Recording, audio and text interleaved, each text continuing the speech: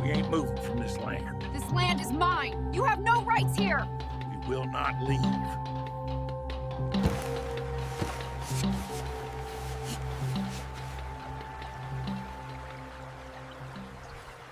The sun hung over Arizona like a merciless furnace, pouring down a white glare that stripped the land of color and mercy. Heat rippled in waves, bending the horizon until the distant mountains looked as though they were melting into liquid rock. The earth, long forsaken by rain, split into jagged fragments, a cracked mosaic that stretched into eternity. Even the wind gave no relief. It was a blast of scorching breath, carrying grains of sand that stung the eyes, scraped the throat, and lodged bitterness deep in the tongue. Across this scorched silence moved a single man, Elias Ward.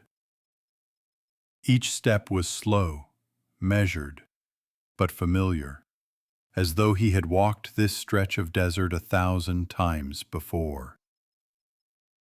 His boots crushed brittle sage underfoot, producing the only sound daring enough to disturb the heavy quiet. His skin, leathered by years of sun, bore lines etched by grief as much as by age. Blue eyes that once shone with sharpness now carried a faraway look, as if always searching backward into memory rather than forward into the desert. He had not come out for adventure. He rarely did anymore. Today, like countless days before, he checked the fences that stretched like rusted scars across his land. The weathered posts and barbed wire weren't meant to keep animals out. They were there to pen himself in. The fence was his wall, his fortress of solitude, built from the ashes of loss.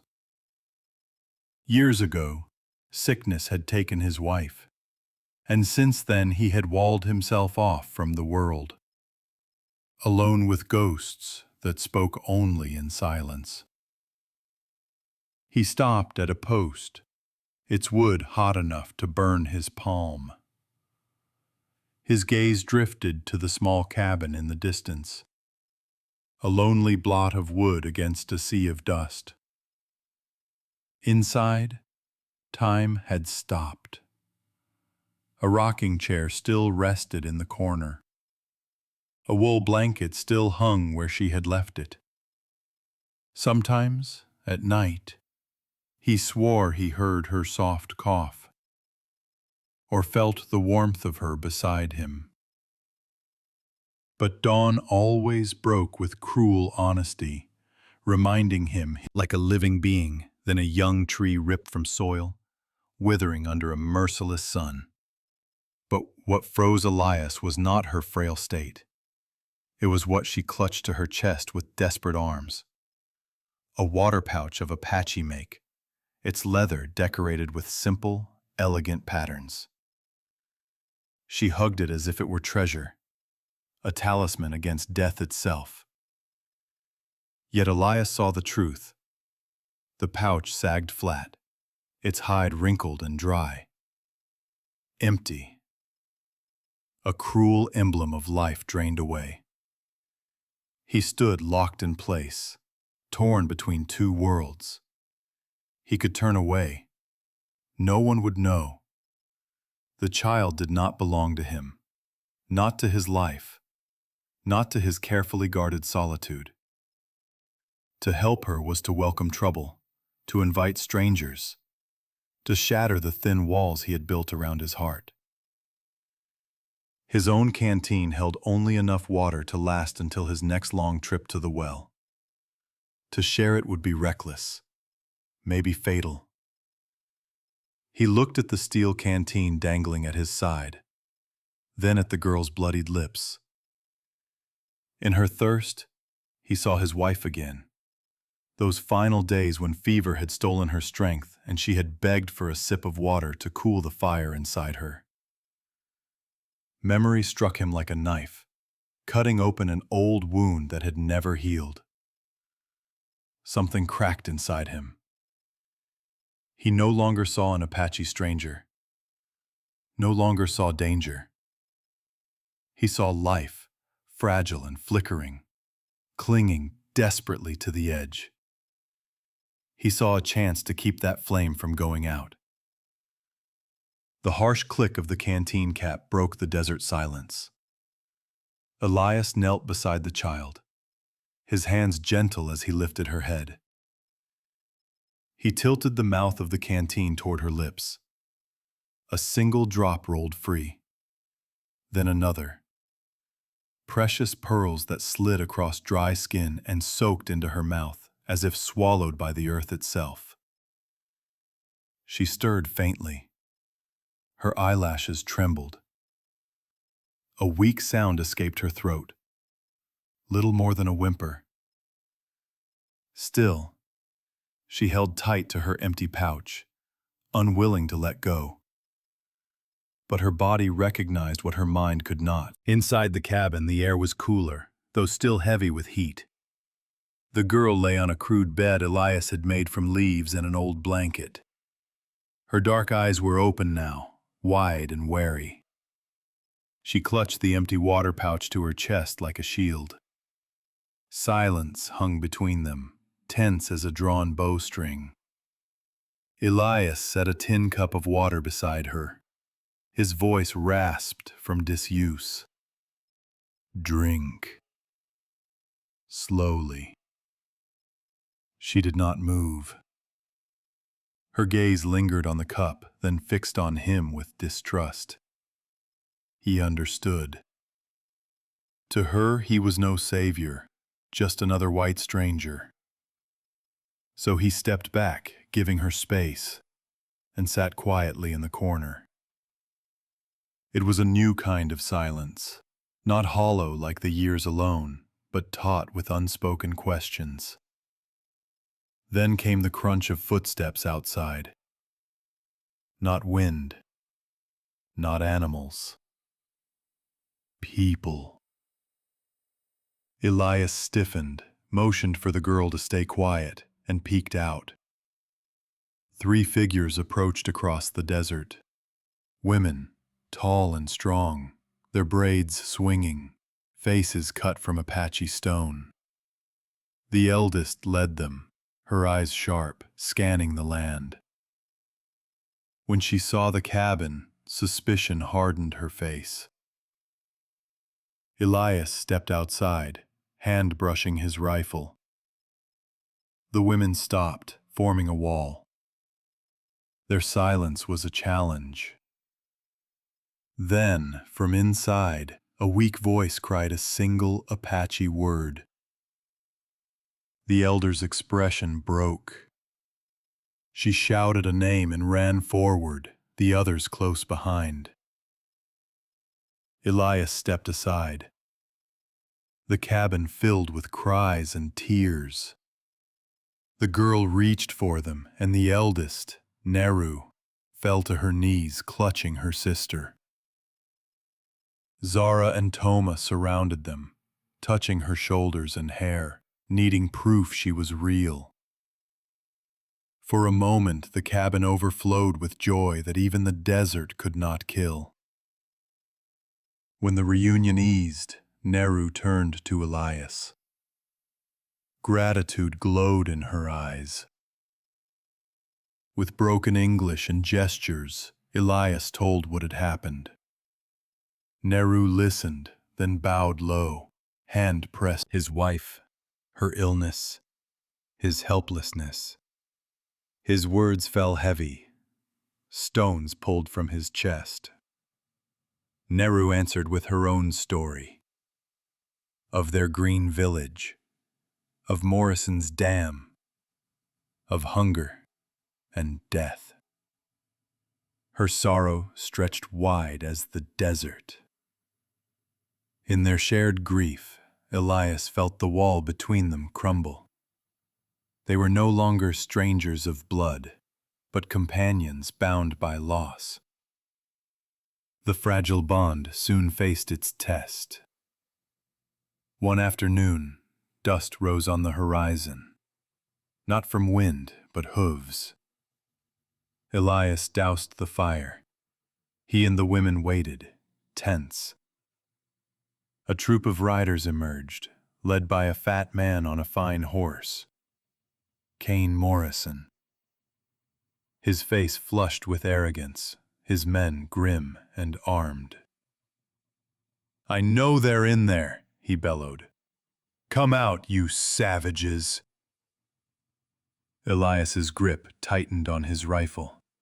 He stepped forward. Neru, Zara, and Toma followed with blades. The girl hid, trembling.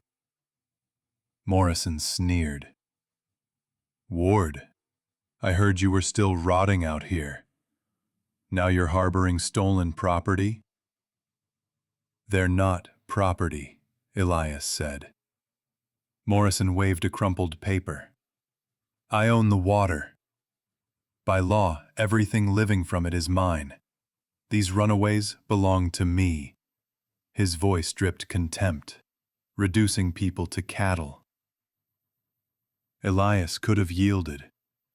Solitude would be safe again.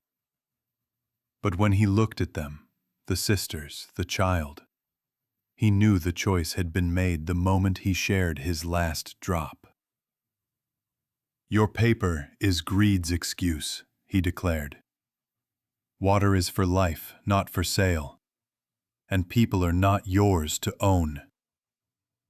The words cracked like a shot.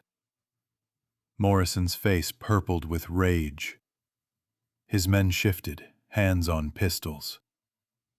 The women braced, eyes burning. The girl pressed closer to Neru, small body shaking. Morrison spat. "You've made a fatal mistake, old man. You and your savages will pay." He wheeled his horse and stormed. The sky no longer shone clear. On the horizon, a rising cloud of dust swelled larger with each breath of wind. Elias watched from the cabin doorway, rifle in hand, while the others gathered behind him. This was no scouting party.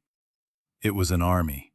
Dozens of riders, their silhouettes stark against the sun, thundered across the desert. At their head rode Kane Morrison, a king in his own mind, draped in dust and arrogance. Elias felt the weight of the moment pressing down. The cabin walls, thin and brittle, would never stand as a fortress. They were 5 souls, 4 women and a weary old cowboy, against a tide of guns and greed. He gripped the rifle tighter, knowing he had only a few shells left. Death was near, but solitude had taught him something. There are fates worse than dying. To live without dignity, without purpose, was the greater curse. Inside, Toma sharpened her knife on stone, sparks flashing in her fierce eyes. Zara checked the wooden spears she had carved. Neru held the little girl close, whispering in Apache, perhaps a prayer or a farewell. Elias listened to the scrape of steel, the murmur of a sister's voice, the faint rattle of his own heartbeat. The desert itself seemed to pause, holding the breath of the coming storm. The riders encircled the cabin, hooves pounding like war drums. Dust choked the air. Morrison pulled up his stallion in the center, his belly jiggling as he laughed. "Ward!" he shouted, his voice a whip. "One last chance. Hand them over, and I'll let you die quick." Elias stepped forward, planting his boots in the sand. He raised his rifle, steady despite the tremor in his arms. He said nothing. His silence was answer enough.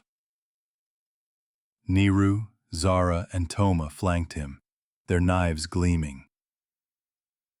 The child clung to her sister's back, her small body trembling, but her eyes fixed on the riders. Morrison's face twisted. He waved his arm, and his men spurred forward. Curses. Some clutched their pistols with trembling hands. At their head rode a tall man with braids streaked by gray, the chief. He reined in his horse before the cabin, eyes fixed not on Morrison, but on Neru. She stepped forward, pulling her sister with her. The little girl's face lit with recognition, and for the first time since Elias had found her, she smiled. Hope had returned to her eyes. The chief lifted something high for all to see. A leather pouch, decorated with Apache patterns, dry and shriveled. The very pouch the girl had clung to when Elias found her. His voice boomed, strong and clear, carrying across the desert like judgment. Neru translated for Elias. The pouch had been found by scouts near the dam where Morrison had stolen the stream. It was proof, undeniable, of his crime. That pouch was not just leather. It was a story of death and loss, of a village left to rot while one man grew fat on stolen water. The Apache warriors erupted with shouts, voices fierce as the wind. Morrison's men shifted nervously. Some spurred their horses to flee, dust rising behind them. Others cursed and hesitated, unwilling to fight a force so overwhelming. Morrison, pale now beneath his sunburn, tried to turn his horse, but the warriors closed in. He was dragged from his saddle, his protests muffled by dust and rope. The man who claimed to own water and people alike now lay bound, powerless before those he had sought to crush. Days later, the desert echoed with another sound, the roar of an explosion. Morrison's dam, a wall of stone and greed, crumbled under Apache hands. The dry bed of the stream shuddered as water surged once more, a thin trickle at first, then a river, then a flood. The land drank greedily, cracks softening, soil darkening. The desert began to breathe again. Plants stirred, birds returned. Life, thought dead, rose from the dust. The Apache warriors moved on, carrying Morrison away to face their judgment. But Neru, Zara, Toma, the desert never forgets. Weeks had passed since the dam's destruction, yet the land still whispered of fire and thunder. The stream flowed again, its voice a soft hymn winding through cracked soil. Grass sprouted, fragile but insistent. Lizards skittered, birds returned. Life had slipped back into the wasteland like breath into a dying man's chest. But peace, Elias knew, was a visitor, not a permanent guest. The Apache camp thrived near the water's return. Warriors gathered from scattered bands, drawn by the promise of survival and justice. Neru, Zara, and Toma worked beside Elias, their hands hardened by labor, their eyes watchful. The little girl laughed now, chasing dragonflies along the bank. For Elias, her laughter was salvation, but beneath it all he sensed the weight of unfinished reckoning. Morrison still lived, bound but unbroken, and vengeance stirred like a restless storm. One evening the warriors gathered around the fire, the chief's voice carrying over the crackle of flames. He spoke of Morrison's crimes, the dam, the stolen water, the children buried in shallow graves. His words were heavy stones dropped into silence. Elias, though an outsider, felt their gravity. This was not just a trial of one man, but of the arrogance that had poisoned the frontier. The chief declared the dawn would bring judgment. Morrison would answer not only to the Apache, but to the land itself. When morning came, the warriors assembled. Morrison was dragged into the circle, his fine clothes torn, his face puffed from sleepless nights. His arrogance had drained away, leaving only fear and bitterness. Still, he spat curses, calling them thieves, savages, animals. His words fell flat against the wall of painted faces and sharpened blades. The chief raised the water pouch high, the same pouch Elias had seen in the girl's arms, the pouch found near the dam. "This," the chief thundered, "is proof of our all." The chief spoke again, his voice final. Morrison would not be killed by a blade or bullet. He would be judged by the very water he had stolen. Bound hand and foot, he was dragged to the riverbank. The warriors forced him to his knees. His face twisted with terror as he realized his fate. The stream murmured beside him, patient and eternal. For the Apache, water was life and justice. They pressed his face toward the current, and though his screams split the air, the land accepted him without mercy. The river carried him away, swallowing greed and arrogance in its cold embrace. Silence fell heavy after it was done. The warriors stood, not triumphant, but solemn. Justice had been served, yet justice was never joyous. It was necessary. Nehru placed a hand on Elias's shoulder. Her voice, quiet but certain, spoke in broken English. Now the land breathes again. In the days that followed, rebuilding began in earnest. The Apache raised new shelters near the revived stream, weaving brush and timber with skill born of generations. Elias worked beside them, his hands blistered, his heart lighter than it had been in years. He taught them how to mend fences, how to shape wood into tools. They taught him to read the stars, to track the faintest prints in sand, to see the desert not as enemy, but as living companion. At night they gathered around the fire.